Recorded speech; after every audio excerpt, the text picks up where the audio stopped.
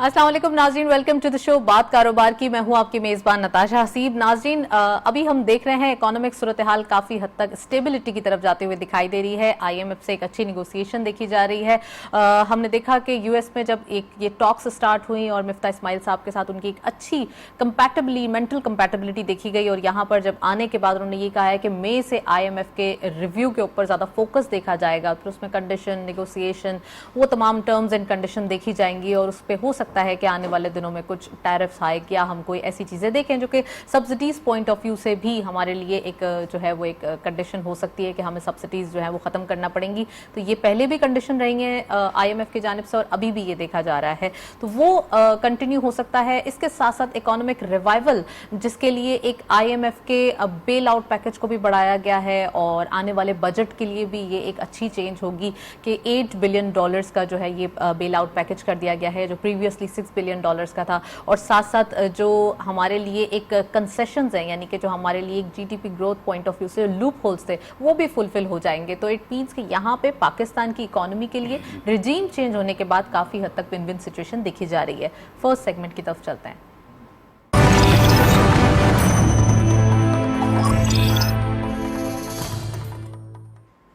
Topic of the day में आज हम बात करने वाले हैं IMF की, ऑब्वियसली उसके बारे में कि मई में जो रिव्यू स्टार्ट हो रहा है तो क्या क्या उसमें कंडीशन चेंज हो सकती हैं। टैरिफ हाइक की बात हो रही है, तो किस किस्म के टैरिफ जो हैं वो इंक्रीज हो सकते हैं, सिर्फ पावर टैरिफ पे ही बात होगी या फिर और फर्दर जो है वो चीज़ें डिस्कस होंगी, तो वो हम आज के प्रोग्राम में पैनलिस्ट से डिस्कस करेंगे। साथ साथ पाकिस्तान के फ्यूचर के बारे में बात करेंगे। फ्यूचर के बारे में बात करने के लिए हमें इंडस्ट्रियलाइजेशन और ख़ासकर हमें सफिशिएंट होना पड़ेगा, सेल्फ सफिशिएंट, जो कि ज़रूरी है। इससे पहले भी हम प्रोग्राम्स करते रहे हैं जिसमें हम सेल्फ सफिशिएंसी जो है वो पाकिस्तान की एग्रीकल्चर पॉइंट ऑफ व्यू से बताते रहे हैं, लेकिन आज हम बात करेंगे ओवरऑल पाकिस्तान को किस किस चीज़ों पे काम करने की ज़रूरत है, कहाँ कहाँ जो है वो हमारे लिए लूप होल्स मौजूद हैं और कहाँ कहाँ हम उससे सेटल डाउन कर सकते हैं, क्योंकि अब हाई टाइम है, अब हमें काम करके दिखाना है पाकिस्तान के पॉइंट ऑफ व्यू से। फंडामेंटल स्ट्रक्चर में चेंज करने की ज़रूरत है। पहले जो डिसीजंस लिए जाते रहे हैं तो उनमें कितना ज़्यादा तजाद पाया जाता है, क्या वो पाकिस्तान के लिए पॉलिसीज़ की अगर पॉइंट ऑफ व्यू से बात करें उस पर्सपेक्टिव में, तो क्या वो पॉलिसीज़ सही थी, क्या हमारे लिए राइट मैन राइट जॉब्स के लिए थे, तो वो आज हम डिस्कस करेंगे। और साथ साथ जो इंस्टेंट सोल्यूशंस होते हैं हमें उसकी तरफ नहीं जाना, हमें परमानेंट सोल्यूशंस की तरफ जाना है, वो भी आज हम डिस्कस करेंगे। वी हैव एक्सक्लूसिव पैनल, उनको खुशामदीद कहते हैं। हमारे साथ मौजूद हैं शब्बीर मंशा साहब, आप वाइस प्रेसिडेंट हैं FPCCI के। अस्सलाम वालेकुम, वेलकम टू द शो। और हमारे साथ मौजूद हैं शारिक बोहरा साहब, आप फॉर्मर प्रेसिडेंट हैं KCCI के। अस्सलाम वालेकुम शारिक साहब, वेलकम। अस्सलाम वालेकुम जी। प्रोग्राम का बाकायदा आगाज़ करते हैं शारिक साहब आपसे ही। शारिक साहब, आपने IMF के कंडीशन के बारे में सुना होगा। अभी पिछले दिनों मिफ्ता इस्माइल साहब की ट्वीट्स भी आ रही थी, IMF की प्रेस रिलीज भी आ रही थी, और उसमें यही कहा जा रहा था कि अब जबकि चीज़ें जो है वो सेटल डाउन हो गई हैं, पॉलिसीज़ के ऊपर प्रीवियसली काम नहीं किया गया, लेकिन अब हमें काम करके दिखाना है। तो जो मई में रिव्यू होने वाला है, जो कि अभी स्टार्ट होने वाला है आफ्टर ईद, क्या समझते हैं आप, क्या ये चीज़ें जो हैं वो अब सेटल डाउन हो जाएंगी, और अगर रिव्यू होगा तो उसमें कौन कौन सी कंडीशंस हैं जिनके ऊपर हमें काम करना लागू होगा? IMF की जो अब रिव्यू हो रही है उसमें एक जो बड़ा पहलू खुशाइंद है वो तो यही है कि उसका जो प्रोग्राम है वो 6 बिलियन के से बढ़कर $8 बिलियन हो गया है। जी। ये कहना कि IMF ने कोई अपना स्टांस या अपनी पॉलिसी या अपनी कंडीशनैलिटीज़ को चेंज कर लिया होगा तो ऐसा कतई नहीं है। IMF एक प्रोफेशनल इदारा है और वो हमारे मुल्क की जो इकॉनमी है उसके फंडामेंटल्स और जो वो पैसे पाकिस्तान को कर्ज देता है उसकी रीपेमेंट को उसने सिक्योर करना होता है। तो वो मैं नहीं समझता कि रिजीम के चेंज होने से या ना होने से कोई IMF की कंडीशनैलिटीज़ चेंज हो गई होंगी।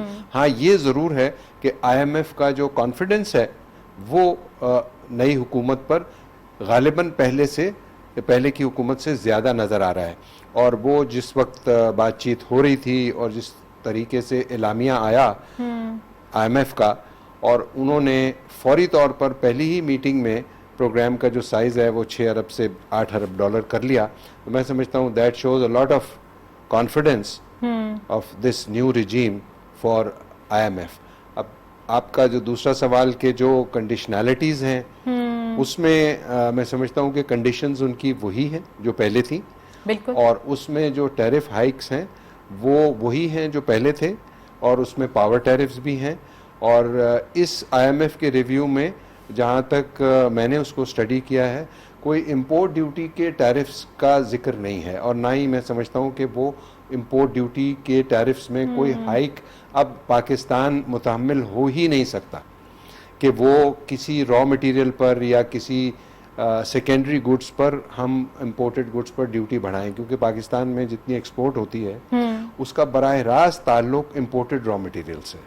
और अगर हम अपनी उन रॉ मटेरियल्स पर ड्यूटी बढ़ाएंगे तो इसका मतलब ये है कि हम अपनी एक्सपोर्ट्स को जो है वो डिफीट करने जा रहे हैं। और ये सिर्फ पाकिस्तान के पस मंज़र में नहीं, दुनिया में किसी भी इकोनॉमी में ये चीज़ को बड़ा इम्पोर्टेंट समझा जाता है कि आपकी जो import duty on raw materials है वो टैरिफ्स को एक्सपोर्ट की इंटरनेशनल जो कंपेटिटिवनेस है उससे मुताबिकत होनी चाहिए। राइट और हम अफोर्ड भी नहीं कर सकते, इंपोर्ट और एक्सपोर्ट का गैप ऑलरेडी बढ़ता हुआ दिखाई दे रहा है। शब्बीर साहब, इंट्रोडक्टरी कमेंट, आपने पॉइंटर्स भी सुने हैं, आपने टॉपिक्स भी सुने हैं, साथ साथ आईएमएफ के हवाले से जो कंडीशनैलिटीज का जिक्र किया है उन्होंने, उसके बारे में प्लीज कुछ बताइए। वेरी राइटली सेड शारिक साहब, जिस तरह बात कर रहे हैं कि उनके कॉन्फिडेंस जो ऑलरेडी वहाँ पे शो किया गया है, हमारे जो मीटिंग हुई है वॉशिंगटन में मिफ्ता इस्माइल साहब की और आईएमएफ की टॉक्स थी, तो उसके दौरान में ये चीज़ बिल्कुल क्लैरिटी से सामने आ रही है कि इस दौरान में जो 6 अरब की हमारी ट्रांच रिलीज़ होनी थी उसकी बजाय अब 8 अरब कर दी गई है। इसका तो यही मैसेज है कि जी कि उसके अंदर बहुत कॉन्फिडेंस में उनको कंफर्ट है और आसानी है। और एडिशनली जो है इसमें जो साथ में टीम मौजूद थी, जो कि आईएमएफ की टीम वहाँ पे मौजूद थी, उसके अंदर हमारे स्टेट बैंक के गवर्नर भी मौजूद थे और बाकी हमारी फाइनेंशियल टीम भी मौजूद थी। तो अपेरेंटली हम इन तमाम हालात में, हमारे पास टाइम फ्रेम भी अब इंक्रीज हो चुका है ना, हमें साल भी एक बढ़ा दिया गया है, तो इश्यूज जो है वो ज्यादा नहीं। ओरिजिनली तो यस प्रोग्राम सितंबर 22 में ये मुकम्मल होना था, अब उसमें कुछ थोड़ी सी रिलैक्सेशन शायद ये करेंगे। और लेकिन आईएमएफ इंश्योर करती है कि आपका फिस्कल डिसिप्लिन जो है वो लाजमी तौर पे हो, और उसके लिए उनके यहाँ आने के मकासद भी यही होते हैं कि उस चीज़ को बारीकी से देखें। राइट, फिस्कल डिसिप्लिन से क्या मुराद है? कितना ज़्यादा आप हमें क्या जो टैक्स हॉलिडेज थे वो ख़त्म करना पड़ेंगे, या जो हमारी सब्सिडीज़ तो ऑलरेडी वो कहते ही आए हैं, साथ साथ और क्या कोई ऐसी चीज़ होगी जो हमें एक्स्ट्रा अडॉप्ट करना पड़ेगी, आप समझते हैं? कुछ चीज़ें जैसे सब्सिडीज़ की बात हो रही है, उसमें जैसे पेट्रोल की, ऑयल की इंटरनेशनल प्राइसेस जो चल रही हैं उसके दौरान में यहाँ पे जो चेंजेस हैं उसके अंदर वो चाहते हैं कि जी के मार्केट प्राइसेस और उसके रिफ्लेक्ट करें और ओरिजिनली उस प्राइस के साथ चले। हाउएवर साथ में वो चीज़ें साथ में रिफ्लेक्ट करेंगी अपने इलेक्ट्रिसिटी की सारी प्राइसेस के साथ भी, और ये pass on generally local consumer को होनी ज़रूरी हैं, और वो सब्सिडीज़ को जब विड्रॉ करेंगे तो उसके असरात तो लाजमी तौर पे मार्केट पे पड़ेंगे और आवाम पे पड़ेंगे। राइट, वोहरा साहब, क्या असरात पड़ सकते हैं? असरात तो पहले भी अलार्मिंग ऑलरेडी हैं, अभी भी अगर देखा जाए इन्फ्लेशन वहीं के वहीं इंटैक्ट दिखाई देती है, डॉलर भी हाई फ्लाई कर रहा है, चैलेंजेस पहले ही बहुत सारे थे, अब जबकि रिजीम चेंज हुई है उसके बाद अगर स्लोली ग्रेजुअली भी थोड़ा थोड़ा टैकल करना शुरू हो जाए तो बहुत सारे चैलेंजेस हैं। चैलेंजेस तो डेफिनेटली पाकिस्तान की जो इकोनॉमी है वो फंडामेंटली बहुत ही वीक इकोनॉमी है, और उसकी वजह यह है कि पाकिस्तान में, जैसा कि हम हर प्रोग्राम में बात करते हैं, करंट अकाउंट डिफिसिट है, फिजिकल डिफिसिट है, हमारे पास पैसे नहीं है कि हम डेवलपमेंटल स्कीम्स पे खर्च कर सकें। सो मच सो कि शायद यह बहुत लोगों की नॉलेज में नहीं होगा, लेकिन मैंने रिसेंटली अखबारात में पढ़ा है कि in first 9 months of this ongoing year, उसमें 70% जो फॉरेन फंड्स जो आए हैं वो गवर्नमेंट ने अपने एक्सपेंडिचर्स के लिए खर्च किए। अच्छा, which is a very very alarming situation कि अगर हमको $100 मिले हैं तो उसमें से $70 गवर्नमेंट ने सिर्फ अपने हुकूमत को चलाने के जो अखराजात हैं उसमें खर्च कर दिए। और ये पाकिस्तान के सब अखबारात ने अपने एडिटोरियल्स में लिखा है, और मैं मिफ्ता इस्माइल साहब को ये मैसेज देना चाहता हूँ कि वो अपनी गवर्नमेंट में इसको बहुत उसका ख्याल करें कि कहीं ऐसा ना हो कि यहाँ भी हुकूमत के अखराजात पूरा करने के लिए जो बाहर से पैसा आ रहा है, प्रेशियस फॉरेन एक्सचेंज, वो हुकूमत के एक्सपेंडिचर्स में लग जाए, जो कि ये फर्स्ट 9 months में हुआ है। ये वो एरियाज हैं जहाँ पर आप पाकिस्तान के पैसे को बचा सकते हैं। वो अखराजात, वो गैर ज़रूरी अखराजात जो आप गवर्नमेंट चलाने के लिए कर रहे हैं और वहाँ कोई लूप होल्स इतने ज़्यादा हैं, इतने गैर ज़रूरी अखराजात आप तो कर कहाँ रहे गई हैं। सर फिर ऑस्टेरिटी, जितना कहा यह जा रहा था कि ऑस्टेरिटी मेजर्स दिए जा रहे हैं ताकि जो है वो गालिबन ये नज़र आता है कि वो ऑस्टेरिटी का प्राइम मिनिस्टर साहब तो डेफिनेटली कन्वे करते होंगे अपने मिनिस्टर्स को, लेकिन उनकी नहीं मिनिस्ट्रीज चाहते ने, और प्लस जो सबसे दूसरा जो अलार्मिंग काम हुआ कि वो बहुत सारे नए डिविजन्स और अथॉरिटीज़ बना दी गई। हर काम के लिए एक नई अथॉरिटी बना दी जाती थी, हर काम के लिए एक नया सीईओ रख लिया जाता था। अब बजाय इसके कि जो एग्जिस्टिंग इंफ्रास्ट्रक्चर है गवर्नमेंट का, वो होती है मिनिस्ट्रीज आपके पास ऑलरेडी बेतहाशा मिनिस्ट्रीज, वजारतें बहुत सारी हैं। आप उन्हीं वजारतों से काम लें, बजाय इसके आपने सीपेक अथॉरिटी बना दी, आपने कोई डिजिटल अथॉरिटी बना दी, आपने फिर कोई रावी अथॉरिटी बना दी। तो इतने ज़्यादा अथॉरिटीज़ बनाना, फिर उनके लिए स्टाफ रखना, फिर उनके लिए बिल्डिंग्स किराए पे लेना, फिर उनके लिए गाड़ियां ख़रीदना, उनकी तनख्वाहें देना, ये गैर ज़रूरी अखराजात जो हैं, जब तक हमारी हम इसको आने bear वाली नहीं कर हुकूमत भी सकते। अगर इस पर काबू नहीं पाएगी तो मैं समझता हूँ कि उसके लिए जो फिस्कल डिफिसिट है उसको कंट्रोल करना बहुत मुश्किल होगा। अच्छा, आपने फंडामेंटल्स की बात की है शारिक साहब, फंडामेंटल्स स्ट्रक्चर पे भी अब रिफॉर्म्स आने चाहिए, अब इस पर भी काम करने की जरूरत है। आप समझते हैं कि पहले जो पॉलिसीज बन गई, अभी तो फिर ऑलरेडी ये एक ब्लेम गेम की बात होगी कि अगर कोई गवर्नमेंट आती है, दूसरी गवर्नमेंट बोलती है नहीं जी ये जो है पॉलिसीज में ऐसी ये लूप होल्स थे और इनको सेट करने की जरूरत है। इसी तरीके से फिर दूसरी गवर्नमेंट आती है, ये चेंज और ये एक अनसर्टेनिटी चलती रहती है। लेकिन देखा यह जाए जो एक स्ट्रक्चरल रिफॉर्म्स की बात करें हम, तो वो कौन से रिफॉर्म्स होंगे जिन पर काम करना पाकिस्तान के लिए नीड ऑफ द आवर है? बड़ा relevant question Natasha, I think this is a brilliant question. देखें, पाकिस्तान में इस वक्त एक छोटी सी आपको मिसाल दूं, उससे शायद बहुत सारा जो आपके क्वेश्चन का पार्ट है उसको आंसर हो जाएगा। बिल्कुल। रॉ मटेरियल की इंपोर्ट पर ड्यूटी लगाते हैं, रॉ मटेरियल की इंपोर्ट पर वो इंपोर्टर्स को कहते हैं कि आप 100% कैश मार्जिन दें, और उसी मुल्क में 250 अरब रुपए से ज्यादा की गाड़ियां इंपोर्ट होती। आप अंदाजा ये कीजिए कि जिस रॉ मटेरियल से फैक्ट्री चलनी है, जिस रॉ मटेरियल से आपकी एम्प्लॉयमेंट जनरेट होनी है, जिस रॉ मटेरियल की कंजम्पशन के बाद आपने एक्सपोर्ट करना है, उसको आप डिस्करेज कर रहे हैं और ऐसी चीज़ों को सहूलतें दे रहे हैं इंपोर्ट में जो एक्चुअली इकोनॉमी पर बर्डन है। For example, more car you import, more fuel you burn, more parts you import, luxury life को। इसी तरह आप देखें कि पिछली शारिक वोरा साहब, वही बात हो जाएगी जो हम ट्रांसपोर्ट के ऊपर प्रीवियस प्रोग्राम्स में बात करते रहे हैं कि अगर पब्लिक ट्रांसपोर्ट होनी चाहिए पाकिस्तान के अंदर, अगर हो, खासकर सिंध जैसे प्रोविंस के अंदर जिसमें ज़्यादा एक इंफ्रास्ट्रक्चर का भी एक लैक ऑफ इंफ्रास्ट्रक्चर पाया जाता है, इसके ऊपर भी प्लीज़ कमेंट करें। आपने जिस तरह कहा कि स्ट्रक्चर में चेंजेस आनी चाहिए, पाकिस्तान के स्ट्रक्चर में चेंजेस तब आएंगी जब हम मिनिस्ट्रीज को ये कहेंगे कि वो 5 साल के लिए, 10 साल के लिए अपनी पॉलिसीज बनाएं, और ये काम मिनिस्ट्रीज ही कर सकती हैं, ये कोई अथॉरिटीज़ नहीं कर सकती, कोई इंडिविजुअल्स नहीं कर सकते। तो जैसे ही हमारी पॉलिसीज़, और उम्मीद है कि ये नई गवर्नमेंट जो आई है, खासकर एहसन इकबाल साहब अब हमारी ministry of planning and development के दोबारा इंचार्ज बने। बड़ा लेटर लिखा है असद उमर साहब को और उन्होंने कहा है कि जो पॉलिसीज़ हैं वो पब्लिक अगर इंटरेस्ट में हैं तो बताई जाए और फिर उस पर ऐसे उसे कंटिन्यू रखी जाएगी, तो ये गुड जेस्चर है। I think this is professionalism भी है, कर्टसी भी है, मैनरिज्म भी रिफ्लेक्ट होता है कि आप जाने वाले वजीर को ये कहें कि आप कौन से ऐसे बेहतर काम कर रहे थे जो आप चाहते हैं कि मैं उनको कंटिन्यू करूं। This was the gist Ahsan Iqbal साहब के लेटर की।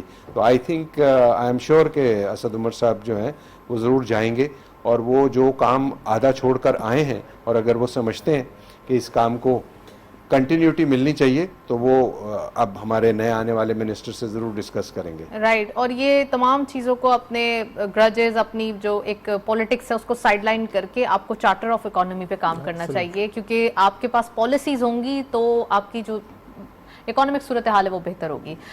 शब्बीर साहब, प्लीज़ ये बताइएगा कि अभी हम स्ट्रक्चरल रिफॉर्म्स की बात कर रहे हैं, खासकर फंडामेंटल्स जो कि बहुत वीक हैं, पहले ही शारिक साहब कह चुके हैं, तो क्या पॉइंट आउट करेंगे आप, क्या काम करने की ज़रूरत है फौरी तौर पे? इनिशियली तो सबसे पहले जो स्टांस हम लोग लेके चल रहे हैं कि हमें अपनी जितनी इकोनॉमिक्स है, जो हमारा सारा बिजनेस रिलेटेड जितने मामला हैं, हमें किसी एक पेज पे आने वाली गवर्नमेंट और जाने वाली गवर्नमेंट या आने वाली आइंदा गवर्नमेंट्स को हमें एक पेज पे होने की ज़रूरत है कि ये हमारे जो बिजनेस के मामलात हैं उसमें कोई फंडामेंटल चेंज शिफ्ट है, पैराडाइम शिफ्ट नहीं आना चाहिए। वो एक कंसिस्टेंसी बरकरार रहनी चाहिए और उसमें जो चीज़ें दोनों या तीनों जो भी हुकूमत आती है उसको एक उस चीज़ को एज ए पॉलिसी लेके चलने की ज़रूरत है और जो चीज़ें जिसमें रिफॉर्म्स की ज़रूरत है उसको अग्री तमाम पार्टियां अगर कर लें तो उसके बाद इस चीज़ की ना कंसिस्टेंसी रह सकेगी और इंटरनेशनली भी और डोमेस्टिकली भी जो इन्वेस्टर्स का है, बिजनेस का है, इंडस्ट्री का है, एतमाद बहाल हो सकेगा कि यार कि ये कुछ पॉलिसीज़ एक गवर्नमेंट के आने और दूसरी के जाने के बाद चेंजेस नहीं आएंगी। तो उसके ऊपर हमारे को इनिशियली इस चीज़ को ज़रूर एम्फसाइज करने की ज़रूरत है और हम अपने प्लेटफॉर्म से इस चीज़ को ऑलरेडी रिक्वेस्ट भी कर रहे हैं और यही चीज़ तमाम गवर्नमेंट्स को आपस में एक पेज पे आने के। राइट, आपने कहा शबीर साहब के एक पेज पे आने की ज़रूरत है, साथ साथ हमें न्यू मार्केट भी टैप करने की ज़रूरत है एक्सपोर्ट बढ़ाने के लिए, क्योंकि हमारे पास पॉलिसीज़ तो देखी जाती हैं लेकिन कुछ सेक्टर्स हैं जिनको फ़रोग देने के लिए पॉलिसीज़ देखी जाती हैं।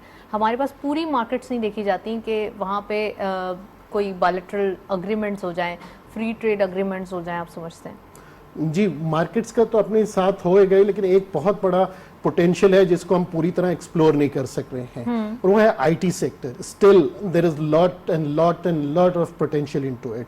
फॉर्चुनेटली या अनफॉर्चुनेटली जितनी उसमें ग्रोथ होनी चाहिए थी, हमारा आईटी सेक्टर जिससे हमारी रेलेवेंट मीटिंग्स हो रही हैं और वो क्लियरली ये चीज़ की डिमांड कर रहे हैं कि उनके पास ह्यूमन रिसोर्स की सबसे ज़्यादा कमी है। एक तरफ हमारे पास चैलेंजेस है हमारे यूथ का और दूसरी तरफ हमारे पास चैलेंजेस हैं कि जी कि हमें फॉरेन एक्सचेंज की अर्निंग चाहिए। ये आईटी इंडस्ट्री के कुछ प्रोफेशनल्स के साथ डिस्कशन के दौरान ये चीज़ आइडेंटिफाई होती है कि आप हमें एक क्वालिफाइड बच्चा दें, हम आपको 30,000 से 50,000 यूएस डॉलर्स पाकिस्तान के लिए कमा के देंगे और इसके लिए कोई हमें बहुत बड़े इंफ्रास्ट्रक्चर की ज़रूरत नहीं है। और हमारे पास यहाँ पे जितनी एक्सपोर्ट्स बहुत सारी कंपनीज कर रही हैं और डॉलर्स में कर रही हैं और कुछ मेजर्स लिए गए हैं जो रिसेंट पास में। तो फिर क्यों एक इशू आ जाता है कि आपका डॉलर बहुत बढ़ रहा है? अभी भी हम देख रहे हैं मार्केट्स खराब हो जाती हैं, इकोनॉमी हर्ट हो जाती है जब डॉलर प्राइस आगे बढ़ते हैं। ऑलरेडी हम एक्सपोर्ट को बढ़ाएंगे तो हमारे तो फॉरेक्स जो हमारा एक एक्सचेंज रेट है वो तो मेंटेन हो जाएगा, मतलब एक वैल्यूएशन हमारी स्ट्रांग हो जाएगी। लेकिन यही जैसे शारिक साहब ने जिक्र किया कि जी के कुछ ऐसी इंपोर्ट्स जो कि नहीं होनी चाहिए थी, ऑटोमोबाइल्स की उस तरह जितने बल्क में हुई हैं या इससे रिलेटेड दूसरी ऐसी प्रोडक्ट्स जो कि कंजम्पशन के लिए ज़रूरी नहीं थी, तो उसके डिस्पैरिटी होने की वजह से रॉ मटेरियल्स को वो फैसिलिटीज़ होनी चाहिए जो कि एक्सपोर्ट्स में इवेंचुअली रिफ्लेक्ट करती हैं, वो आज भी उसमें हर्डल्स मौजूद हैं। तो उस चीज़ को जब तक हम लोग एड्रेस नहीं करेंगे वो चीज़ें वहीं पे रहेंगी। और एडिशनली एक बहुत बड़ा फैक्टर, जब अफगान वॉर हुई 8 महीने पहले, जब अफगानिस्तान का इशू हुआ तो उसके बाद जो अफगानिस्तान के जो डॉलर्स का इशू आया है तो फिस्कली जितनी भी इंपोर्ट्स हो रही हैं वो सारी की सारी हमारी जो एक्सपोर्ट्स हैं वो भी पाक रुपी में अभी की जा रही हैं, पाक अफगान ट्रेड के साथ। और दूसरा एक और इशू बड़ा सीरियस आ रहा है कि वो ऑलरेडी जो हमें एक्सपोर्ट करते थे वो उस तरह डॉलर्स हमारे नहीं हो पा रहे हैं, पाकिस्तान को रेमिटेंसेस उस तरह नहीं आ रही हैं। ओके शारिक साहब, ये तो बड़ी एक अलार्मिंग सिचुएशन है कि हमें डॉलर की ज़रूरत है। हमारा एक्सचेंज रेट बहुत ज़्यादा, वैल्यूएशन जो है वो हमारी डिप्रिशिएट होती हुई दिखाई दे रही है। बहुत स्ट्रॉन्ग जो है वो हमें एक ट्रिगर्स की ज़रूरत है। क्या समझते हैं आप IMF के बाद, यानी कि हम FATF तो ऑलरेडी ग्रे लिस्ट के अंदर ही मौजूद हैं, IMF के बाद कौन सा ट्रिगर होगा जो पाकिस्तान को बूस्ट करता हुआ या फिर हमारे जो एक एक्सचेंज रेट है उसको थोड़ा सा बढ़ाता हुआ दिखाई दे? What do you think that? Shabir साहब ने बड़ा अच्छा ये पॉइंट रेस किया है कि पाकिस्तान की एक तो जो ट्रेड अफगानिस्तान से थी जी, जो कि मेजर चैलेंज, बहुत बड़ा चैलेंज है, जो कि मोर देन $2 बिलियन हो गई थी और वो अब कम होकर शायद $0.8 बिलियन से भी कम रह गई है। मुझे लेटेस्ट फिगर्स नहीं मालूम, लेकिन उसमें दो पहलू हैं। एक तो ये कि अफगानिस्तान जो है वो इवन ड्यूरिंग द डेज के जब वहाँ जंग हो रही थी तो उसकी इकोनॉमिक स्टेबिलिटी जो थी वो आज के मुकाबले में बहुत ज़्यादा थी, इसलिए कि उस वक्त उनके पास फॉरेन एड आ रही थी, डॉलर्स उनके पास आ रहे थे जी। अब जब के तालिबान की वहाँ हुकूमत आ गई है तो एक तो उनके सारे जितने एसेट्स थे, जितने उनके रिजर्व्स थे वो फ्रीज हो चुके हैं, वो अभी तक रिलीज़ नहीं हुए। कुछ पार्ट रिलीज़ हुआ है, वो भी बेसिक मेडिसिन के लिए और ह्यूमैनिटेरियन चीज़ों के लिए वो रिलीज़ हुआ है। तो जो इंपोर्ट के लिए और ट्रेड के लिए उनके पास जो फॉरेन एक्सचेंज के रिजर्व्स थे वो भी अभी तक रिलीज नहीं हुए। आई थिंक कि इस पर पाकिस्तान जो है वो अब नई हमारी जो रिजीम है उसको अफगान इशू पर ज़्यादा इस पॉइंट ऑफ व्यू से दुनिया में जाना चाहिए कि उनके जो एसेट्स हैं उनको रिलीज करें ताकि वो मेन स्ट्रीम ट्रेडिंग पार्टनर भी पाकिस्तान का बन सके। दूसरी बात जो आपने की कि अब एक्सपोर्ट के लिए कौन से नए एवेन्यूज़ खोले जाएं जिसके बाद पाकिस्तान की जो डॉलर रुपी पैरिटी है वो बेहतर हो, तो वो हर प्रोग्राम में हर फोरम पर मैं एक चीज़ को एम्फसाइज करता हूँ कि जब तक हम सरप्लस पैदावार नहीं करेंगे, चीज़ों को प्रोड्यूस करने में पाकिस्तान सरप्लस नहीं हो जाएगा, उस वक्त तक पाकिस्तान की किसी भी चीज़ में एक्सपोर्ट कंपेटिटिवनेस नहीं आएगी। फॉर एग्जांपल गाड़ियाँ हैं, आज पाकिस्तान में बावजूद इसके कि 6 बड़े कारखाने हैं जो कि गाड़ियाँ असेंबल करते हैं, लेकिन अभी तक कोई ऐसा प्लांट 30 साल में नहीं आ सका जो एक गाड़ी भी कभी एक्सपोर्ट कर सके।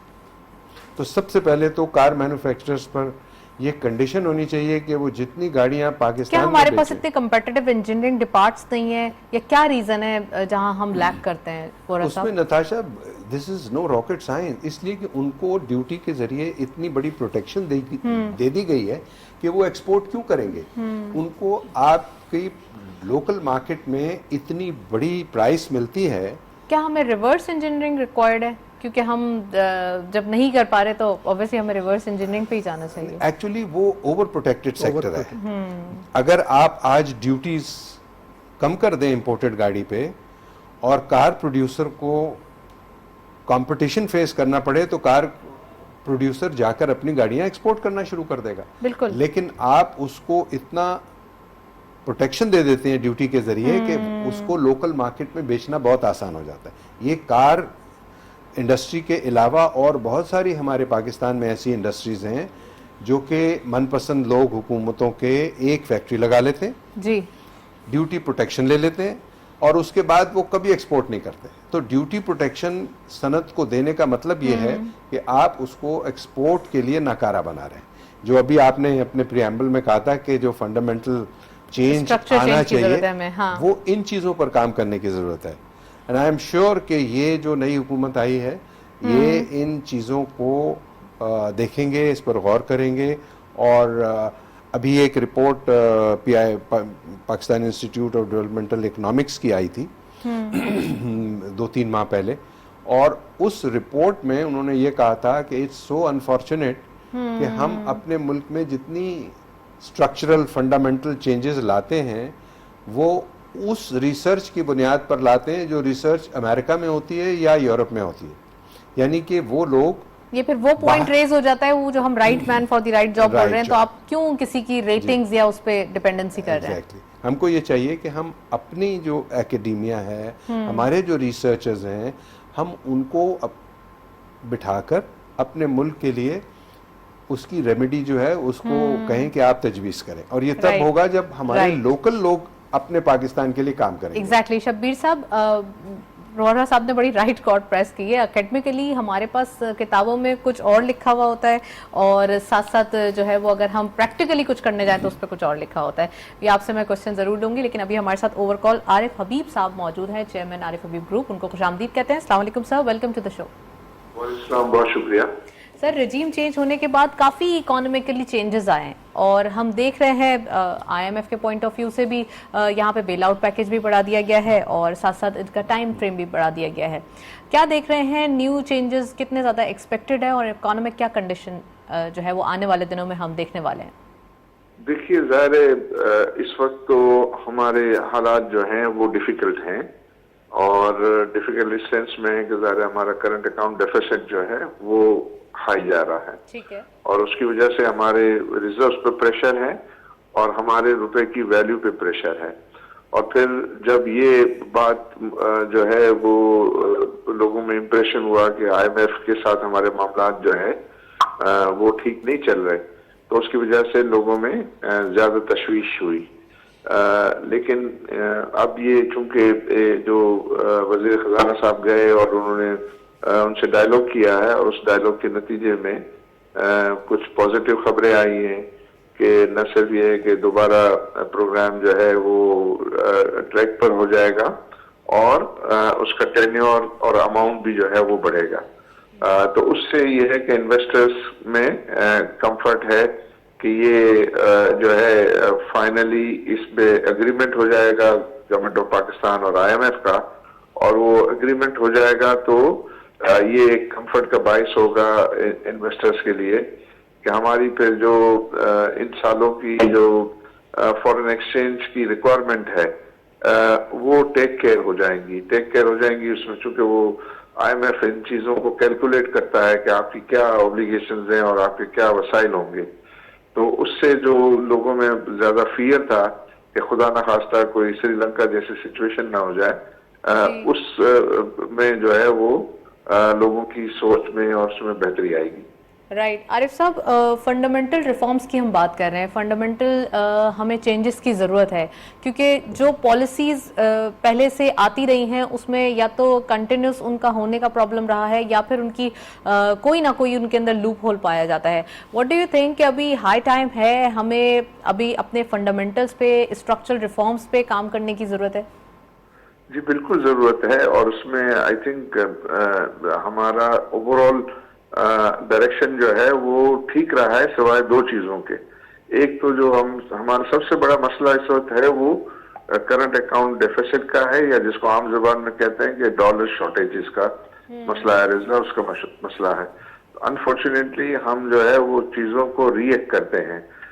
तो हमारा इस साल में जो करंट फाइनेंशियल ईयर चल रहा है उसमें ऑलरेडी $13 बिलियन का जो है वो करंट अकाउंट डेफिसिट हो गया है, जो हमारे लिए बहुत ज्यादा बेरेबल नहीं है। और अगर ये साल पूरा खत्म होगा तो कम से कम मुझे लग रहा है कि ये 16 बिलियन तक जो है वो जाएगा, इससे ज्यादा भी हो सकता है। तो वो एक बहुत बड़ा हिट है।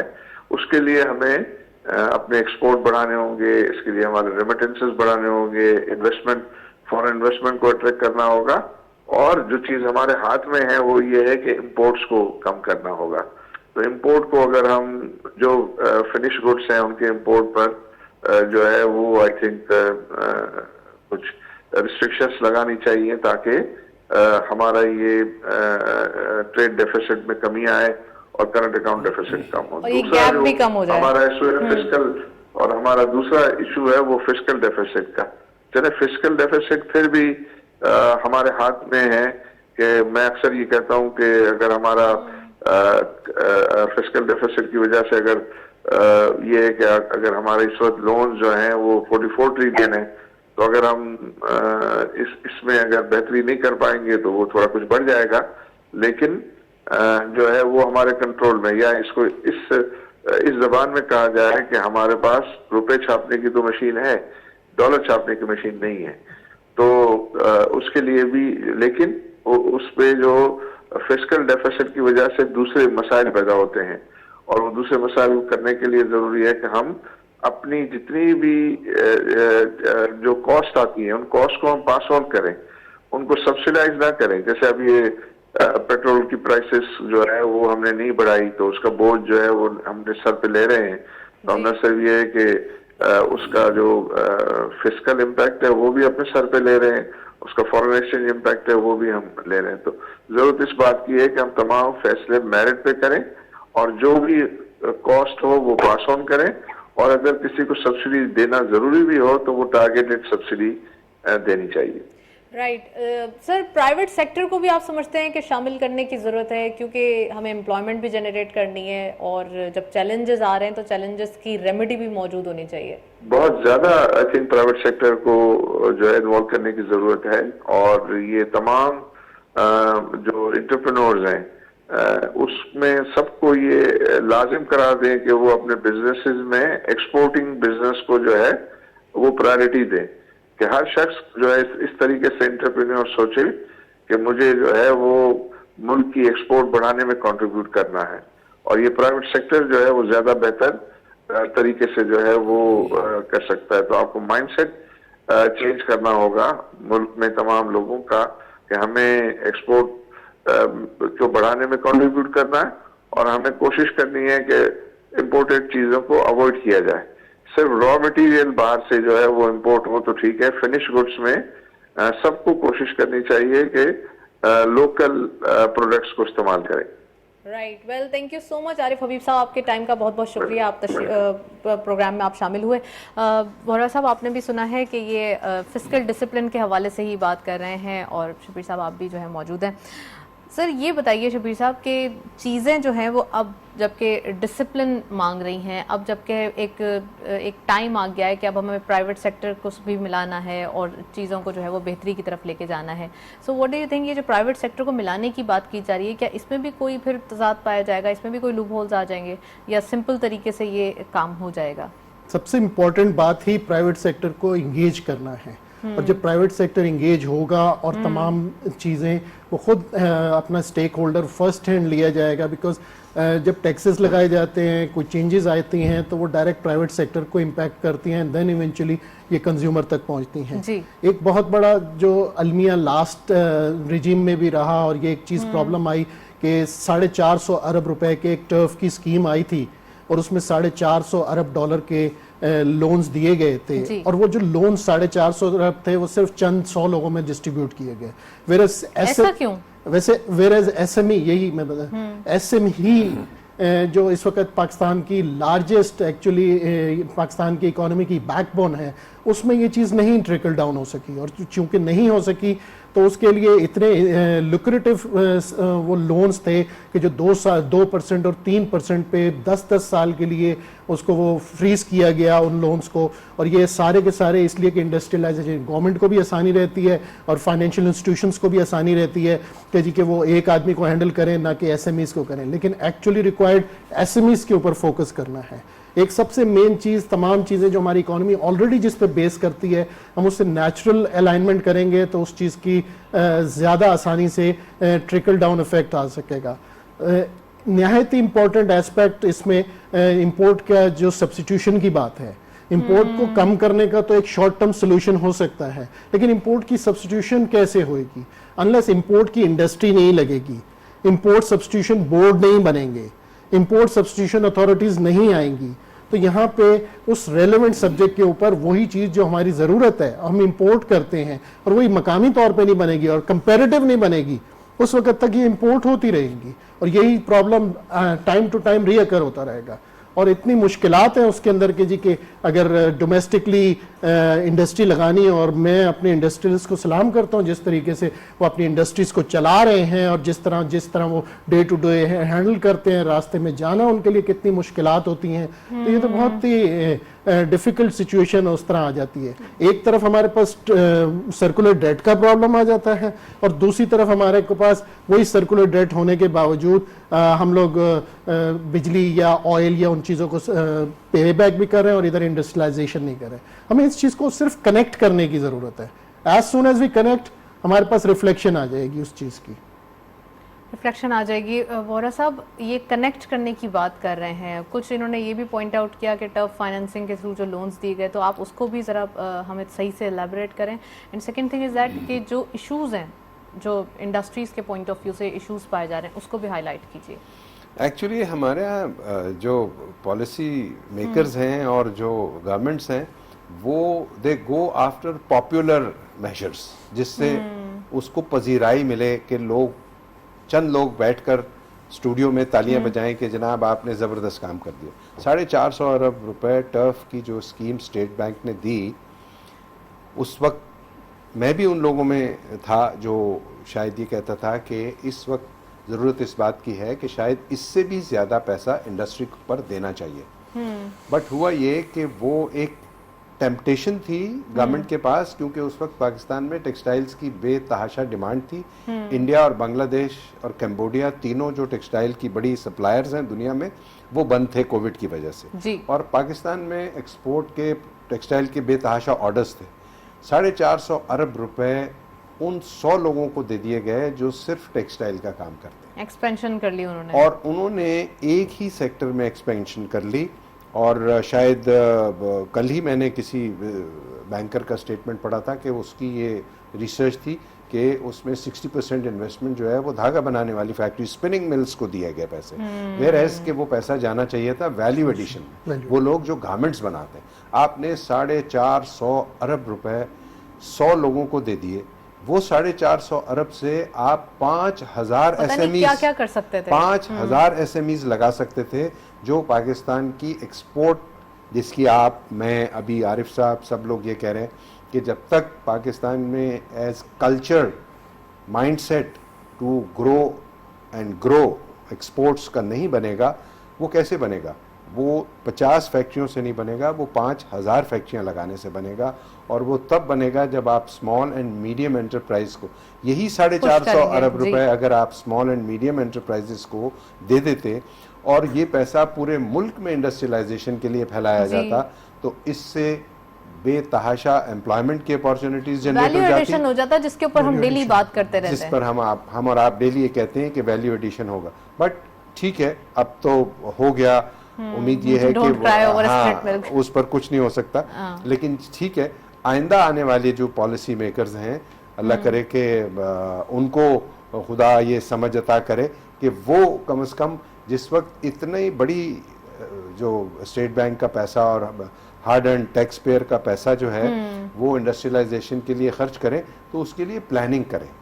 ये जो 450 अरब रुपए टर्फ के लिए दिए गए, आज सोचा गया, कल पॉलिसी अनाउंस हुई, 3 महीने के अंदर अंदर, 6 महीने के अंदर अंदर वो डिस्ट्रीब्यूट हो गया और उसकी लेटर ऑफ क्रेडिट्स खुल गए और वो मशीनरी आना शुरू हो गई।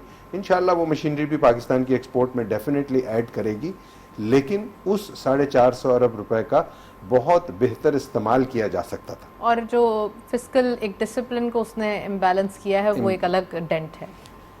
वो तो ठीक है, उन्होंने जो 2.4 ट्रिलियन इंजेक्ट किया उस वक्त कोविड में ओवरऑल, तो मैं समझता हूँ उसका वो एक पार्ट था, और वो दुनिया की और बहुत सारी इकोनॉमीज ने अपने मुल्क में उस वक्त बेतहाशा पैसा इंजेक्ट किया।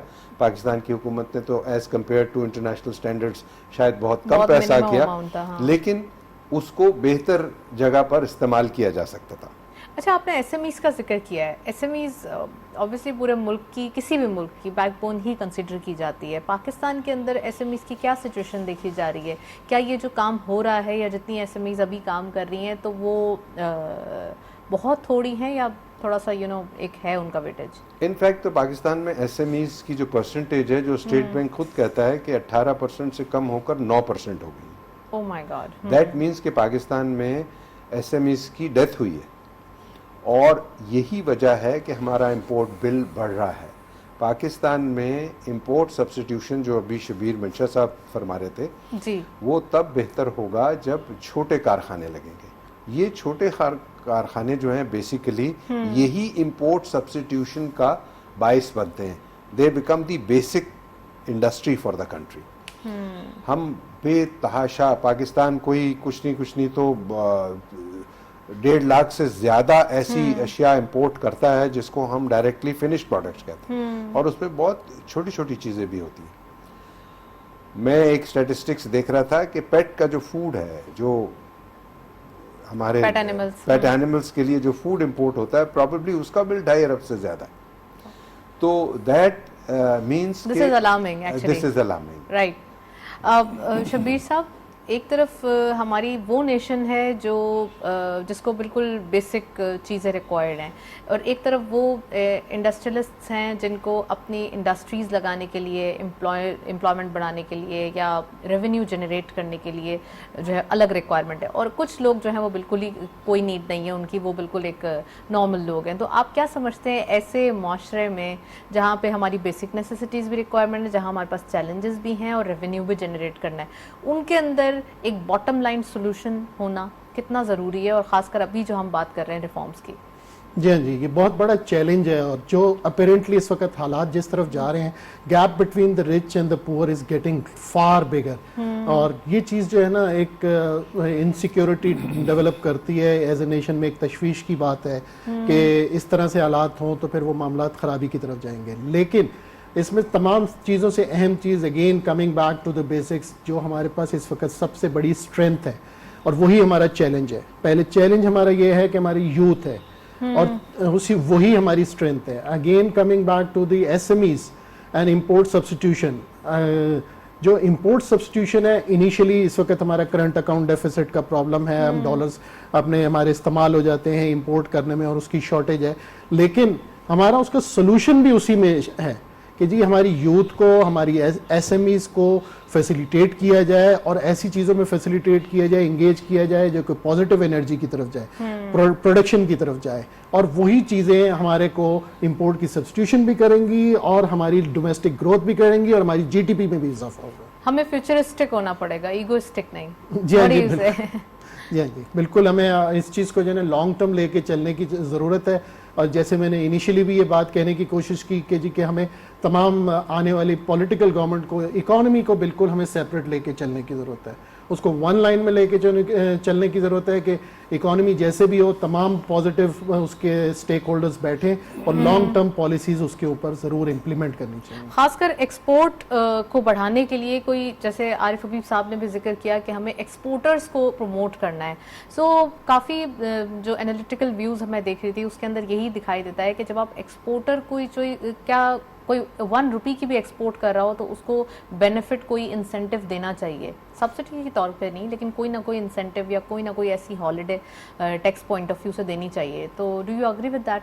नहीं, government time to time facility तो देती रहती है, स्पैन ऑफ लाइफ डिकेड्स ये कोशिश उनकी रहती है कि जी कुछ ना कुछ किया जाए, लेकिन असल बात है जो इनिशियली भी हमारे कन्वर्सेशन का हिस्सा रही कि कंपैरेटिव होंगे तो एक्सपोर्ट होगी, सब्सिडाइज एक्सपोर्ट्स नहीं हो सकती। और कंपैरेटिव होने के लिए हमें ये अंडरस्टैंड करने की जरूरत है कि जो रॉ मटेरियल्स हम इंपोर्ट करते हैं और जो एक्सपोर्ट ओरिएंटेड इंडस्ट्री में डायरेक्टली या इनडायरेक्टली इस्तेमाल होते हैं, उनको फैसिलिटेट हर सूरत में करने की जरूरत है। राइट आपने शब्बीर साहब, एक चीज़ मैं जो मिस कर रही हूँ वो ये कि मैं एकेडमिकली बात करना चाह रही थी आपसे। एकेडमिकली हमारे पास जो सिलेबस दिया जाता है उसके अंदर कुछ और होता है, और प्रैक्टिकल हमारी जब एक मैनेजमेंट की तरफ आते हैं स्टूडेंट्स या वो यूथ की जो बात कर रहे हैं आप, न्यू जनरेशन, वो कुछ और ही अटेम्प्ट करती है। तो ये गैप को भी मिटाने की ज़रूरत है। फिर मैं आईटी के ऊपर भी आऊँगी प्लीज़। जी बिल्कुल जी, इसमें सबसे बड़ा प्रॉब्लम ही यही है कि एक ग्रेजुएट जब आता है वो मार्केट के लिए बिल्कुल फिट नहीं होता है। इनिशियली जो है वो डायरेक्ट कंज्यूम नहीं हो सकता है किसी भी मार्केट के हिसाब से, और उसमें प्रॉब्लम वो लोग ये फेस कर रहे होते हैं कि इंडस्ट्री को या पर्टिकुलर टाइप की जो रिक्वायरमेंट होती है वो उस वक्त वो he is not geared up to that companies. Right, Shariq Vora साहब, लास्ट नोट आईटी के हवाले से जो यूथ का पॉइंट ऑफ व्यू हम डिस्कस कर रहे हैं उसके ऊपर प्लीज कमेंट करें। जी, मैं एक चीज़ ये ऐड कर दूं कि मैं रिक्वेस्ट करता हूं अपनी नई रिजीम से कि खुदारा पिछली हुकूमत की जो अच्छी चीज़ें थी उनको कंटिन्यू रखिएगा, सिर्फ इसलिए कि वो हमारे पॉलिटिकली राइवल्स हैं उसको ख़त्म, ये रिवायत जो है मुझे उम्मीद है कि हमारे वज़ीर आज़म शहबाज शरीफ साहब अपने इस दौरे इक़्तिदार में कायम करके जाएंगे कि अगर पिछली हुकूमतों ने कुछ बेहतर काम किया है जिन जिन सेक्टर्स में किया है, and I think IT sector में पिछली हुकूमत ने बहुत बेहतर काम किया, जो इंफ्रास्ट्रक्चर दिया है, जो उनके पेमेंट सॉल्यूशंस डेवलप किए हैं स्टेट बैंक ने, तो वो अच्छी चीज़ें जो पिछली हुकूमत भी करके गई है उसको कंटिन्यू रखें। Right, well thank you so much Shariq Vora साहब, आपका बहुत बहुत शुक्रिया, आप तशरीफ लाए। शब्बीर मंशा साहब, आपका भी बहुत बहुत शुक्रिया प्रोग्राम में शामिल हुए।